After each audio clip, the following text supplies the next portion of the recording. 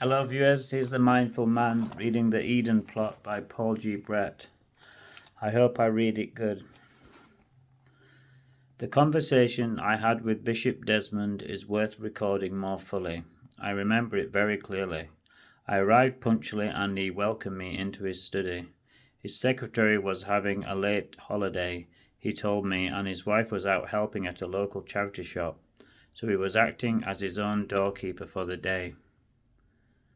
He had a ready smile, and there was a hint of the wisdom of Solomon, for which his earlier governance of the diocese had become well known. But he had other interests now, and I was not sure that he would fully grasp the complexity of the situation I was about to unfold before him. Richard, he said, looking quizzically at me and smoothing the wisps on his bald head. Thank you for agreeing to let me come and see you, Bishop, I said. I'd always felt he did not trust the diocesan office staff, but as he could find no error for which to reprimand me, as indeed he would not, he had no alternative but to take me at my word, and we had proceeded on that basis for several years. How are you? He went on. Oh, very well, thank you for asking. And your wife, is she well? I'm not married, Bishop. Oh, I'm so sorry. Wonderful thing, married life, you know. Everyone should be married. It's such a joy and so much maligned these days. Doreen and I have a wonderful partnership.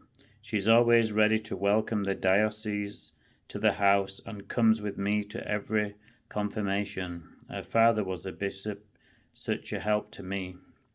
I waited patiently, wondering how long this would go on. I'm putting down a motion in the Lords next week, you know. One of the peers has invited me to do so, and others will join us. People are so immoral these days. The pornography on television. Do you watch Channel 5? It's awful, disgusting. So corrupting to our young people. I never look at it myself. I notice that he seemed to be getting quite excited at the thought. But I'm sure you haven't come here to listen to me talking about all this, have you? As it happens, Bishop, I have a matter of some equal importance to raise, I said carefully, and it concerns the state of our finances in the diocese. As you are aware, we face something of a crisis. There is no financial crisis in the church, he cut in quickly. If everyone gave the equivalent of a decent bottle of wine a week, we'd have no more problems. And giving is such a wonderful thing. It is the source of great spiritual blessing. But the reality is that they don't. We have to face the facts. I suppose you are right, he replied lamely after a pause. Now what have you come to tell me? Anything new? You know that the parishes are up in arms, Bishop, if I may put it like that, about the sum they have to pay each year into our diocesan funds, and there's a real threat that we will be hundreds or thousands in the red this year. Our reserves won't cover the deficit for long, and then we'll have to lose a good number of clergy from the payroll. This will happen sooner rather than later, and no one will admit to the need to do anything serious about it. The only alternative, as far as I can see, is to find a wholly new and imaginative solution to the problem. I paused for effect, giving him a look as penetrating and as mature as I could muster, and I think I have one. The bishop's eyes, however, misted over. I was not pleased. I could see him thinking we were continually crying wolf, and yet each year we seemed to get by. I think he believed it was just another example of the lack of faith. Yes, that was what he kept implying. Lack of any real faith on the part of the people who worked in the office. It was clear that he was not concentrating fully on what I had to say. The debate about filth on television had become a more interesting matter for him. I have discovered a plot of land, Bishop, I went on, at the other end of the diocese. It was left to us in the Second World War, and we were unaware of its existence. It consists chiefly of trees and with a lake and some fields, and its management is at the hands of the bishop and the diocese. Right, he said, looking straight to me. I think we should develop this land. If we could use it commercially, I am convinced we could raise enough money to cover not just the current deficit, but I paused. We could get rid of the parish share system altogether. I threw a look of triumph across the room and waited for his reaction. Did you say abolish the parish share entirely? The money they contribute towards paying the clergy?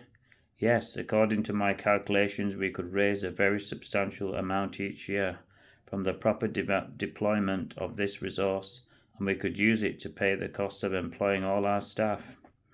What is more, we could then leave the equivalent sum in the hands of the parish clergy. You would become the most popular bishop in the Church of England. The last thrust produced no immediate response. Then he replied, it would be an answer to prayer. It would be an act of God himself. They could use the money for mission. Thousands more would come to love the Lord Jesus. He looked up at the ceiling for a moment with a beatific smile on his face. But how could such a thing be? My plan is to turn the site into a holiday paradise. With gardens and a swimming pool, there'd be sports facilities and restaurants and bars with... I don't think I'd like that, he cried. It mustn't be like a public house. Drink is a great evil too, you know. I must mention that too, though, on another occasion perhaps.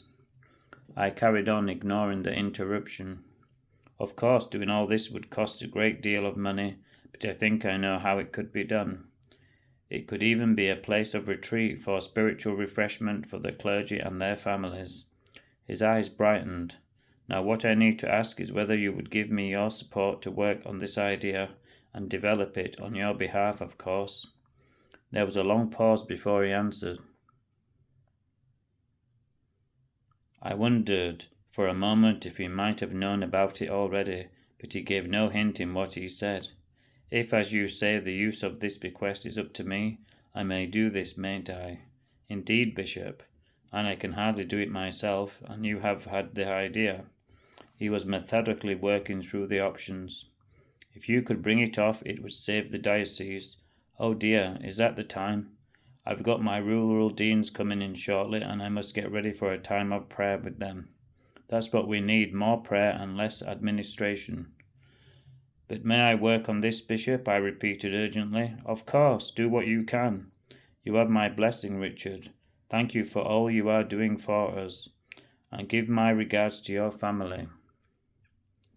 His mind was obviously already elsewhere, and on that fateful note our interview was at an end. Had he given me carte blanche to go ahead with his scheme? I rather thought he had, and I went away with a mounting sense of satisfaction. December. I rang Q and arranged to meet him to discuss the matter. He was ideal for the job. He had a background in archaeology, but he had recently built up a promising architectural practice. I arranged a date at the beginning of the following month to let my mind run freely over the concept. When we met in his spare office with its pine ceiling and grey carpet, I had formed a clear picture of the possibilities of the scheme. What I should like, I explained to him, spreading out the map of Eden Bottom Wood on his glossy black table, is a major holiday attraction equipped to the highest standards and with its own unique character. In the centre there should be a tropical swimming lagoon with overhanging foliage and rocks coming right down into the water and rivers rushing in from all four quarters, like in the Genesis creation story. Hope you like this few episodes of The Eden Plot by Paul G. Brett on Amazon KDP. More to be read soon.